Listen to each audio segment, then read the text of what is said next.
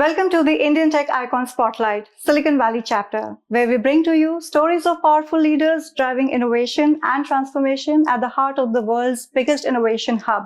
Let's welcome our guest, Divya Rajagopalan, who is a powerful force in digital transformation and growth and turning bold ideas into powerful results. Hi, Divya. Hi, how are you? Doing great, thank you. Good. And it's an absolute delight to have you with us today. Thanks for joining you us. as well. Thank you. So we're excited to learn more about your journey and your experiences. So are you ready? Shall we get started? I'm ready. Perfect. So Divya, these days everyone is talking about innovation. So what does innovation actually means to you, and what are the common challenges when you talk about implementing innovation?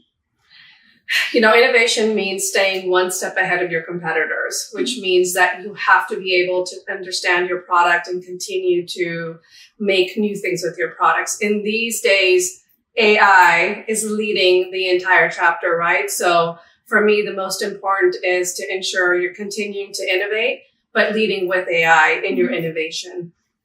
That's the only way that you're going to continue to stay ahead of all of your competitors and make sure that you're making a specific tag in the market as this company that you work in. So in my job specifically today, my focus is on how to continue to build AI specific functionality for our channel partners, because that's what I'm focused on. So it's building new AI functionality, albeit, using generative AI, whether it's agentic AI, whether it's, using language model plus AI. It's really looking at that and then transforming the way that our partners work with us in our ecosystem. So Divya, everybody these days is talking about innovation. So what are the common challenges when you, work about, or when you talk about innovation, when you meet your clients or partners and when you try to implement new technologies? So what are those common challenges that you come across? Well, first, innovation is really staying ahead of the market, right? It means you have to be one step ahead of your competitors. And these days, innovation is always stacked on AI. So without AI, you don't see, innovation moving forward.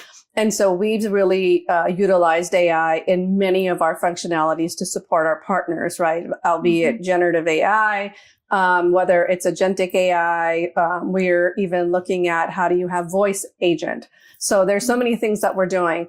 One of the challenges, especially that we face today, is there is still a bit of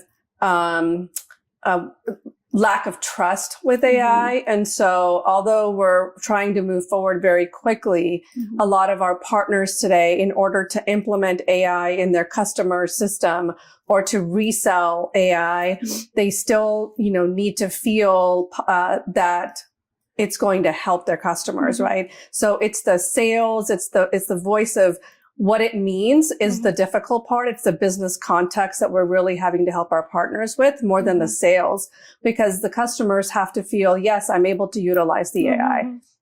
I was actually talking to, many people, my partners, a lot of my coworkers and my friends, and that came up to be the number one problem. The second problem is that the innovation around the AI space is moving so quickly. Like if you look at a lot of our competitors, they're already moved to like the voice AI and, are starting to really ramp up so quickly.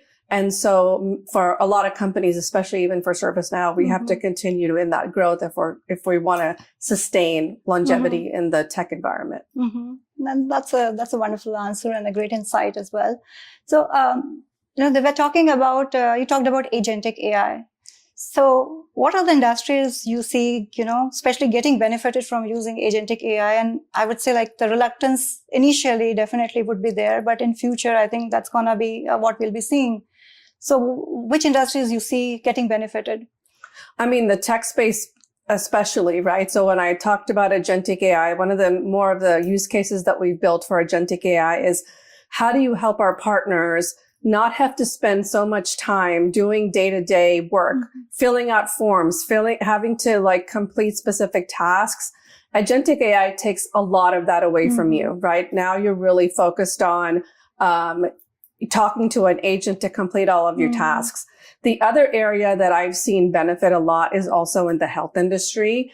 Specifically in the health industry, as you're talking to specific agents, you can actually use an agentic AI. Even if it's just, hey, I want to set up an appointment. The agent can do that for you. You don't need to have an actual physical person there. So we've also, especially with ServiceNow, really focused on healthcare companies, also in sharing our agentic specific flow that we've built out as well. Yeah, that's great. Now, being into Bay Area, surrounded by so many venture capitalists, right? So have you ever thought of starting your own, venture? Typically, I think that's what the Bay Area is all about. I have, but it comes with obviously a lot of, time, sweat, money. So not saying I won't do it, but one of the key things that I've been focused on is, if you look across all of the tech industry specifically, everybody needs a CRM, which is a customer relationship management, and then also PRM, which is the partner relationship management. But if you look across PRM, there are not very many companies that specialize in PRM. It's a very niche product.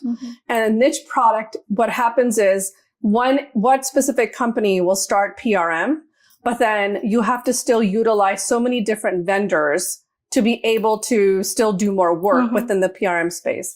So one of the key areas that I focus on with ServiceNow is to actually build our own PRM system within ServiceNow so you can package CRM and PRM. So one of the ideas I had was, well, why not go venture out and build my own partner relationship management system and, utilize that, because I would bring a whole suite rather than having multiple vendors, and take that to the market.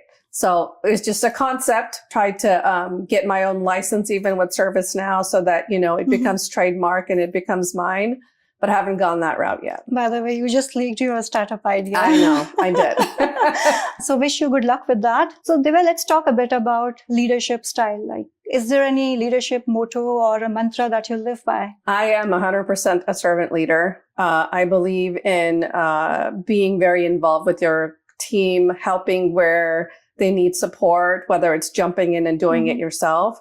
So I've always been a servant leader throughout my career.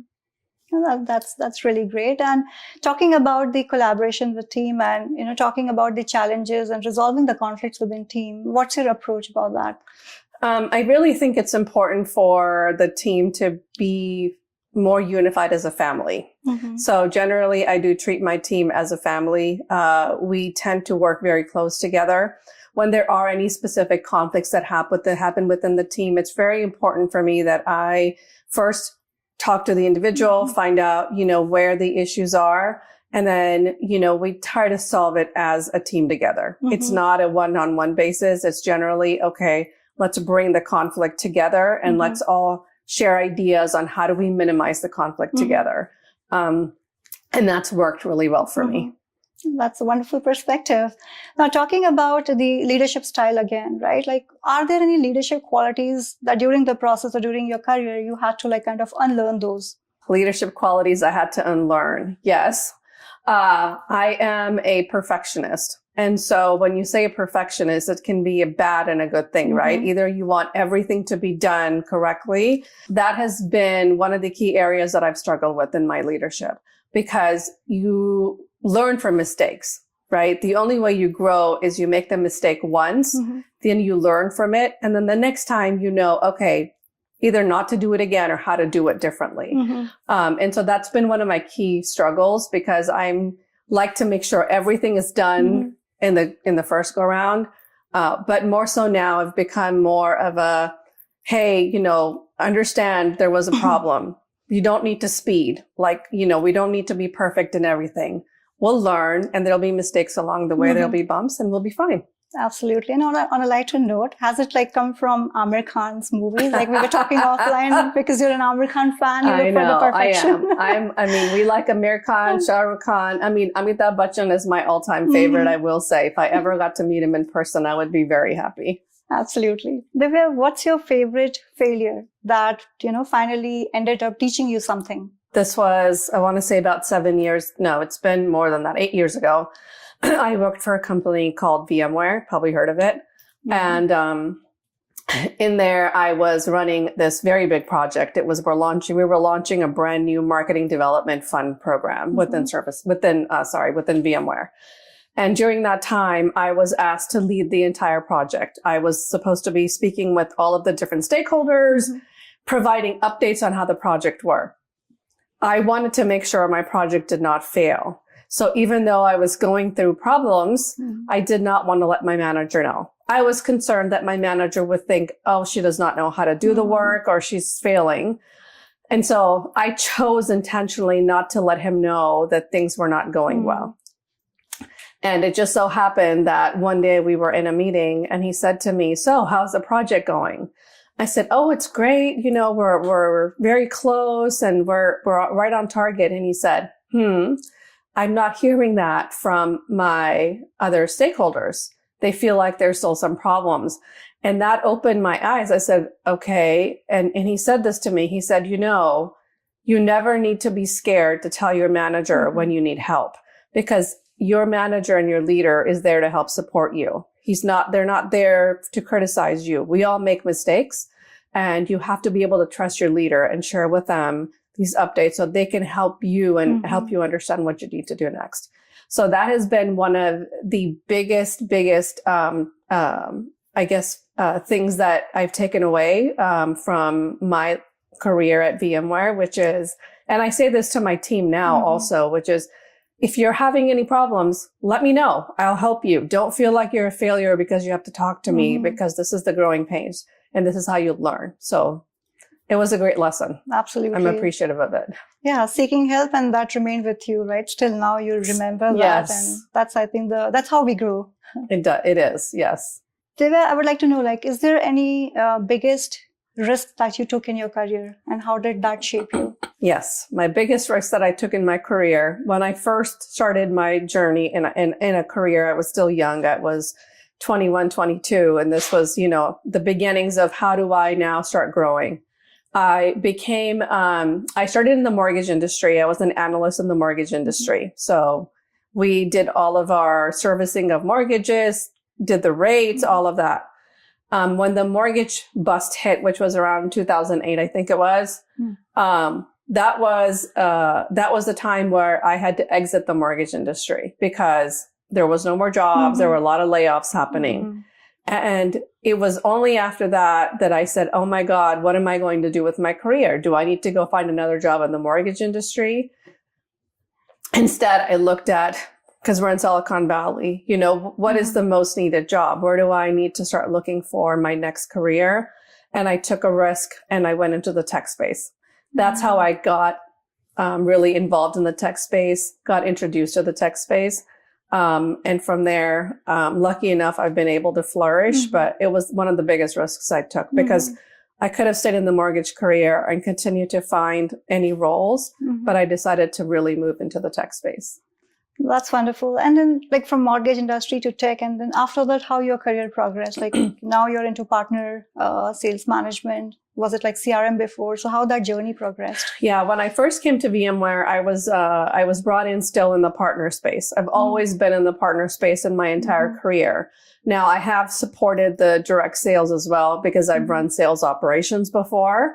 But my career progressed because I think I had a wonderful network of individuals. I kept close to people that were going to support me in my growth. Unfortunately, I did that a little later in my career. But I've been able to really, lean on my mentors. I've been able to lean on a lot of strong women to help me in my career journey. And honestly, it's also for women, especially in these days, it's not as easy to speak up, right? It's not easy to say, I'm ready for my next career journey. I want a promotion. And this is why I deserve it. It's not easy for women to say that, especially, in my opinion, Indian women, right? We're very silent. We're very much behind the scenes. And I really needed to change that appearance. And so I found my voice and I spoke up a lot more in meetings. I voiced my need to continue to grow and move up in the ecosystem.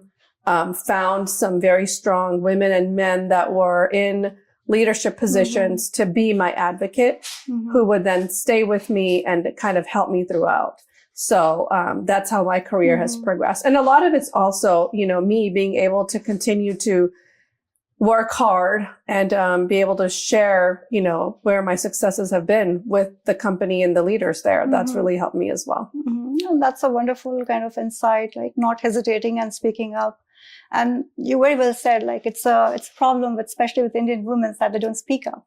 So they were talking about, again, the innovation. So how have you seen the transformation happening in channel sales? Yeah, I mean, I can talk about ServiceNow because when I first started, we were a smaller company. We were just starting to grow, and channel sales was less than 1% of ServiceNow's business, right? It was very much direct sales. But over the years, the company, CEO, Bill McDermott now has really focused on the only way we're going to get to like a 10 billion company is to make sure the partners are along for the ride. And that really means, how do you ensure that it's partner led, right? Whether it's through a resale motion, whether it's through a partner implementing, it's putting a lot of specific investments in place.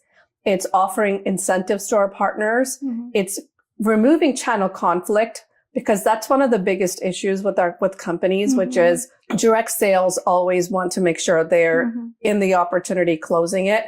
And then when you bring a partner in, sometimes it's more difficult because they feel like they're going to lose their commission, right? And so the company's done really well in trying to minimize channel conflict, bringing that. But then moving to transformation, we have built, personalized portal for our partners. We're really focused on, again, the AI perspective, right? How to bring AI to our partners. One example we just did was we built an agentic AI for deal registration. And if you know deal registration, it's where partners will register deals into the system. We transformed the entire process because we didn't want partners to complete forms in the tool. And we created an agent for it. So the agent now simply takes in the information. We even did it through email. The partner can just send an email, agent picks it up and creates the deal registration for them. So from a transformation-led perspective, we're looking at partner first, and we're trying to figure out like the amount of overhead cost that they have in place today, right? How do you minimize their overhead cost so that they're focused on sales rather than operations? And so we've been doing a lot from a transformation perspective on that. Thanks for sharing that experience with us. Yeah. So Divya, now I'll be shifting your gears a little bit over here, and would like to know more about your hometown, about your early days and your roots from India. Sure. So I was born in New Delhi, and we moved to Bombay when it was still Bombay, not Mumbai. So I will always still refer to it as Bombay. I lived in New Delhi for a few years and then moved to Bombay. And the reason for the move to Bombay is my mom and her dad and my uncle, cousins lived there. My dad came abroad. My dad used to work for the American Embassy in India. And so he got an opportunity to move to the United States. It was, you can take a free green card, move your family. And so he said, yes, I want my children to have the best education. So he moved us into the United States. So we lived in Bombay while my dad was looking for work in the US. And when he finally found his job, we first put our roots down in North Carolina. We lived in North Carolina for about 5 years. And I will tell you, it was probably one of the most difficult times of my life because coming from India, where you're surrounded by your people, and then moving to North Carolina, where all you see is either, it's just one color. It was very hard to maneuver around. You have a specific set of friends that you're with. And then years later, we came to California, and I've been in California ever since. And my parents are still in the United States. We're 3 sisters. And the one thing I will say is my dad has always taught us to take care of ourselves, not be dependent, and make sure that, we always are thinking about how to be, giving us like success specific opportunities or giving us stories of how to be successful. So I owe a lot of my success also to my father. Well, that's like a kind of wonderful to know about your childhood. So how about the things have evolved or you would have seen so they were based on your experience. What according to you are the common challenges that women in general or women from India, they face in their professional life? Okay, so when I did my interview with the women, Indian women that were working in tech space, there were quite a few that came out that stood out to me because it was common amongst many of the women. The first one they talked about is networking. Because in order to move up in your career, you have to network. You have to get to know people in your company. You have to network with leadership, right? And so many of those networking events happen generally on a weekday at around 5:30, 6 o'clock. Right. And that's when, at least for Indian women, that's when we're generally home, taking care of the kids, making dinner, having to get everything ready, right, for their household. And so they really felt like it was taking away an opportunity for them to meet right people at their work. Right. That was one specific one. The second one that they mentioned was many of these events ended up being held in like a place that didn't offer a lot of options for food. It was all, non-vegetarian. Many of the women are vegetarian. They don't drink. And it ended up becoming usually like happy hour when there's, when drinking's happening. Yeah. So they felt that deterred them from really entertaining the network idea, right? They would rather not do that. And then the third one was really kind of goes along with what I said earlier, right? When they're scared to speak up, they also felt like they lack communication skills because of the language barrier a little bit. Many of them still have accents. And they don't know how to communicate to their managers or to communicate to their peers on the things that they want. And that really did impact them because not all the women were focused only on an engineering opportunity or focused on the business, right? Some of them are in HR, like they're doing HR work. Some of them are doing marketing work. And so it was all of those things that came about for which I provided some solutions to the organizations. And I said, hey, here's some things that you can do to help, right? The women. For one, why, instead of the women having to come home and cook right away or, have to take care of the children, why don't you fund like a weekly meal plan so that the women can just use a meal plan and not have to come home and cook right away, right? Or provide daycare in the actual office area.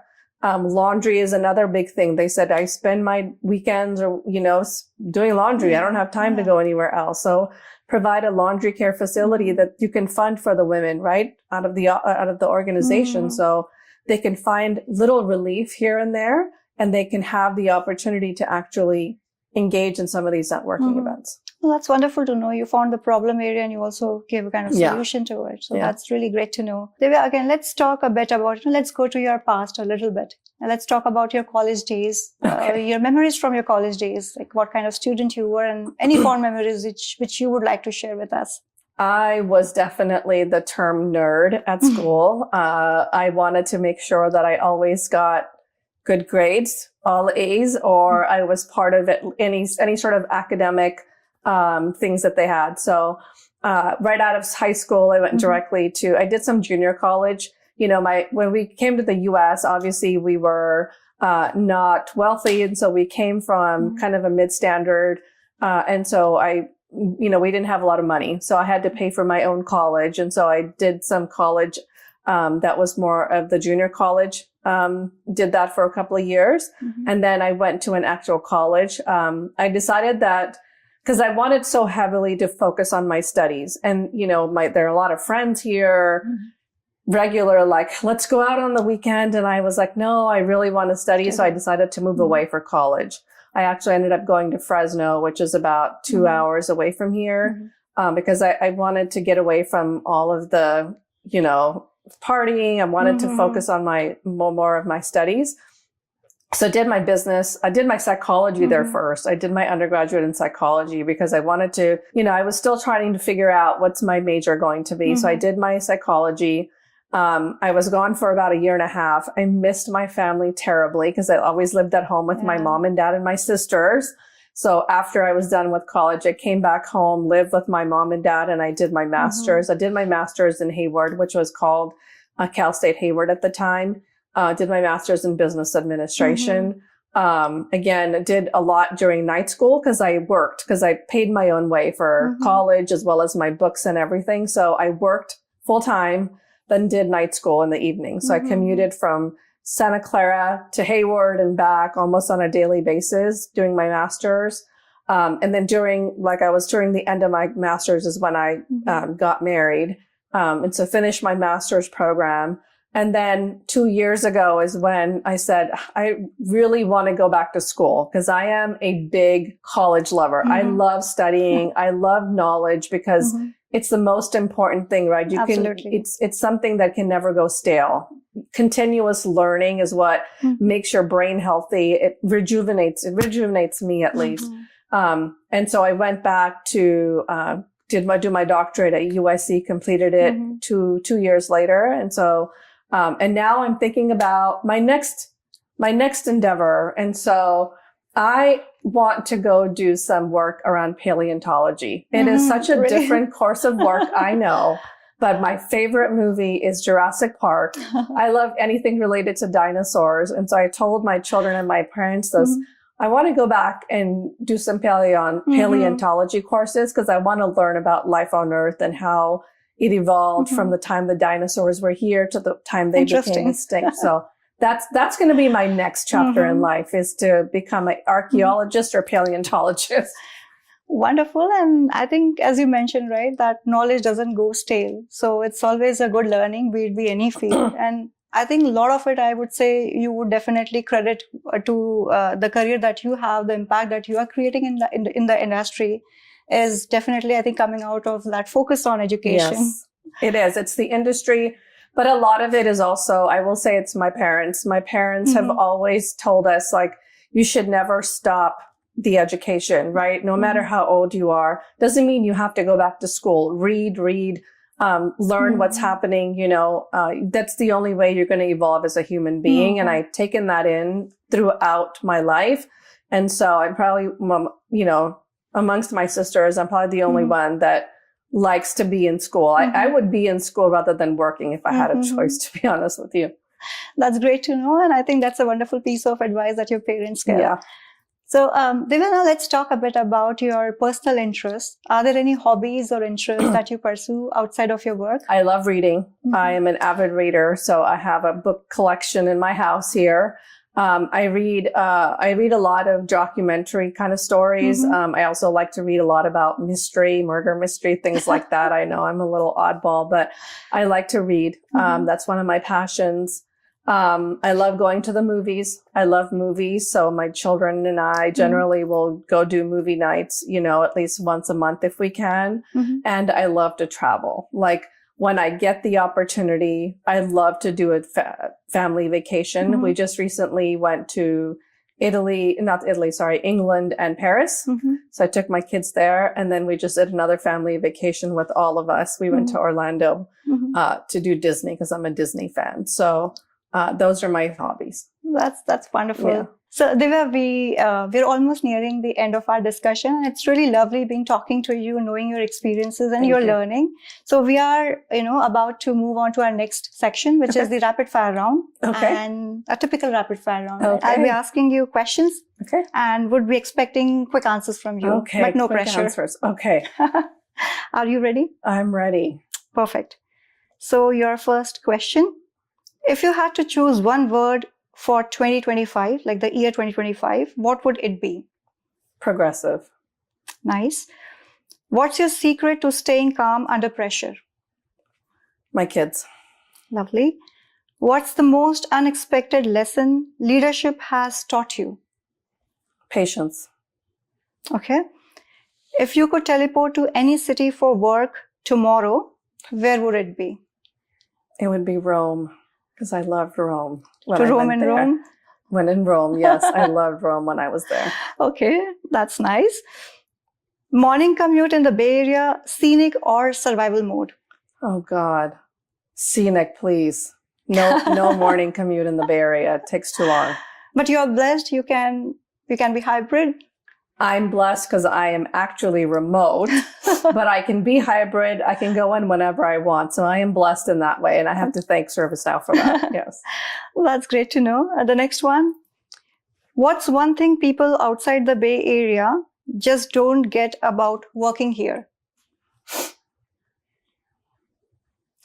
Opportunities. Okay, right. And the last one.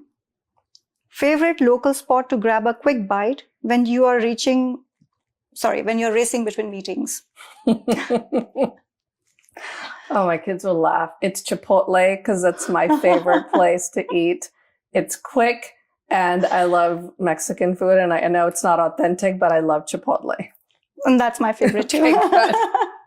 But thank you so much, Divya. It's been really wonderful talking to you. Thank you so much for sharing such great insights with us, and Thank really you. we wish you continued success. Thank you for having me. It was a pleasure. Thank you.